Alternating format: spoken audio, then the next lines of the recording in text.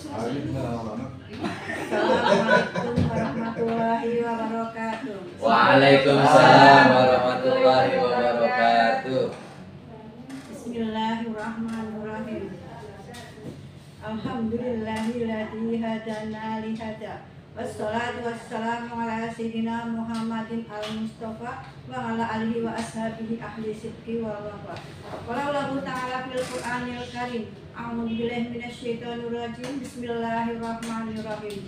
Wa idza adana rabbukum la in sakartum la azidanakum wa la in kafartum inna adabi lasadid. Shadaqallahul adzim wa shadaqallahu nabiyyul habibul karim. Yang pertama-tama yang saya hormatin guru kita Hajah Afi Karina, beliau selaku guru Majelis Taklim Firdaus, dan ibu-ibu yang kami cintai jamaah Taklim Firdaus yang insya Allah sama-sama dimuliakan Allah Subhanahu wa Ta'ala. Ibu-ibu yang dirahmatin Allah, marilah kita panjatkan puji syukur kehadirat Allah Subhanahu wa Ta'ala yang mana kita telah diberi nikmat sehat walafiat, nikmat iman Islam sehingga kita dapat berkumpul dalam acara tasyakuran. Salawat serta salam marilah kita haturkan kepada junjungan kita Nabi besar Muhammad Sallallahu Alaihi Wasallam. Semoga kita mendapat syafaatnya di yaumil kiamat. Ibu-ibu yang dirahmatin Allah, kewajiban seorang beriman ialah mensyukuri semua kenikmatan yang Allah berikan kepada kita. Kenikmatan itu diantaranya yaitu nikmat rezeki, nikmat sehat, nikmat panjang umur, dan nikmat berumah tangga, dan semua nikmat-nikmat. Maka dalam kenikmatan ini akan saya sampaikan tentang fadilah bersyukur. Ibu-ibu yang dirahmatin Allah, mensyukuri semua kenikmatan yang Allah berikan kepada kita, kewajiban kita adalah kita berterima kasih kepada Allah. Ibu-ibu, kadang-kadang Allah memberikan kita sedikit harta atau sederhana harta. Dari sederhana harta itu kita kadang-kadang jauh dari Allah. Tapi sebaliknya, kadang-kadang Allah memberikan kita banyak rezeki, harta melimpah, jabatan yang tinggi, tapi menjadikan orang itu sombong, tinggi hati, kufur.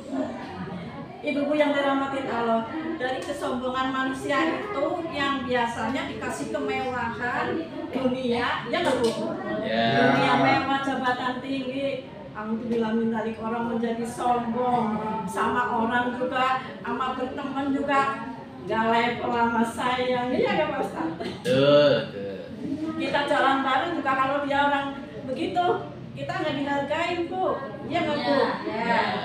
Kita jadi yang merasa kita manusia biasa merasa rendah diri ya Bu ya. Tapi justru orang-orang yang sombong itu Bu, dia tuh nggak paham dunia itu apa artinya. Padahal yang namanya dunia itu hanya sementara, kemewahan cuma sementara di dunia ini.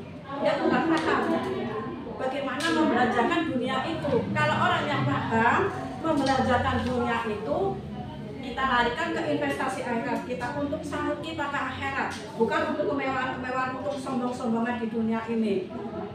Karena apa Bu? Yang namanya kesombongan karena harta melimpah, dia tuh tidak paham. Sombong itu karena kemewahan itu kan hanya untuk sementara di dunia ini. Padahal kita di dunia ini istilahnya bukan tujuan kita di dunia ini karena kemewahan. Tujuan kita ini adalah akhirat. Jadi dari harta itu kita untuk alat untuk menuju ke kehidupan di akhirat nanti. Dengan apa Bu? Investasi akhirat. Ya nggak Bu? Ya. Nah, semoga di antara kita yang lagi dilebihkan hartanya, kita punya, hendaklah kita berkomitmen bagaimana kita bisa membelanjakan harta itu untuk sanggup kita di akhirat nanti. Ya nggak Bu? Ya.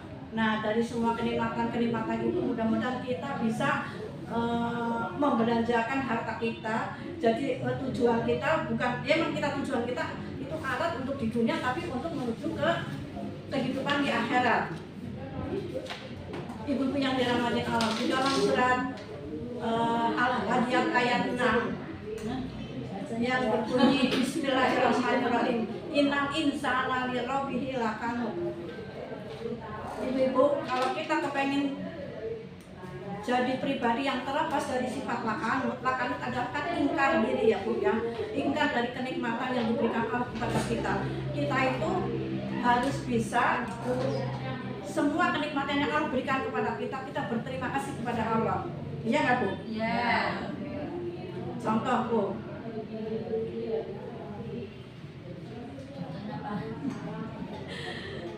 seorang istri, seorang wanita harus bisa berterima kasih kepada suaminya dengan kenikmatan-kenikmatan yang telah diberikan suami kepada kita, dengan tadi pemberian Allah, tapi dengan lantaran suami kita.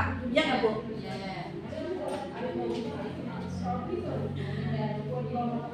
Orang Bu, manusia, seorang istri kalau dia tidak bisa pandai mensyukuri semua kenikmatan-kenikmatan itu yang Allah berikan kepada kita melalui perantara suaminya, Allah itu tidak membutuhkan syukurnya seorang wanita kalau tidak bisa berterima kasih kepada suaminya.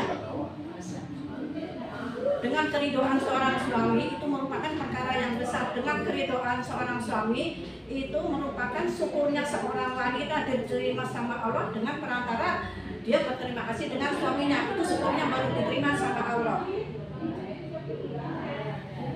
Pintu langit akan tertutup jika ada seorang wanita yang tidak pandai berterima kasih kepada suaminya dan dia tidak pandai membalas kebaikan-kebaikan suaminya terhadap kita. Itu sangat ini ya Bu ya, kalau sangat murka. Itu saya mau nanya, kita sebagai seorang istri, apa kita kalau pagi-pagi Bu suami mau berangkat kerja, kita siapkan apa kesenangan dia, apa kopi, apa teh, ya nggak Bu? Air putih, sarapannya kita tanya, menunya pakai apa pagi, siang, sore, ya nggak Bu? Malam pun begitu, kita mau tidur kita tanya dulu, mau punya hajat apa enggak? Ya nggak Bu? Caranya enggak tuh? Tanya dulu, kalau nggak punya hajat kita tidur pulas, ya nggak Bu? Mau surga nggak Bu? Nah, iya. Dan juga Bu, seandainya kita sebagai seorang wanita, kita kepengen puasa sunat besok, tapi kalau suami punya hajat kita puasanya batal, ya nggak Bu? Izin dulu, kita mau puasa sunat.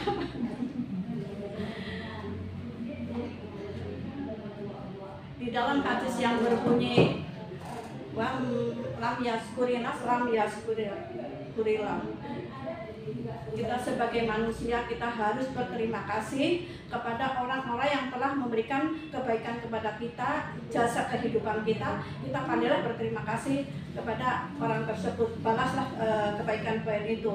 Dan jika seorang yang mengingkari nikmat, Allah akan besar azabnya kepada kita. Alhamdulillah ya Bu ya. Dari saya cukup sekian. Wallahul muwaffiq ila aqwamit thoriq. Wassalamualaikum warahmatullahi wabarakatuh. Waalaikumsalam.